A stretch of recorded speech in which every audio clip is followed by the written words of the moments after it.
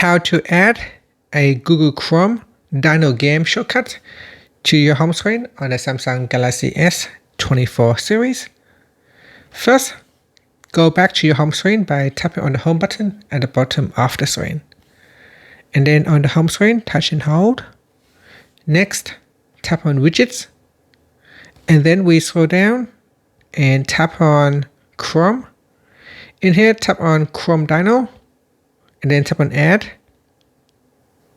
And in here, if you want to move it to a different screen, just simply drag it to the left or to the right to place it on the screen that you want it to. And there it is. When you are bored or if you're waiting in the queue, waiting for your turn, just simply tap on the shortcut to play a quick short game. And that's it. So here we can tap to play.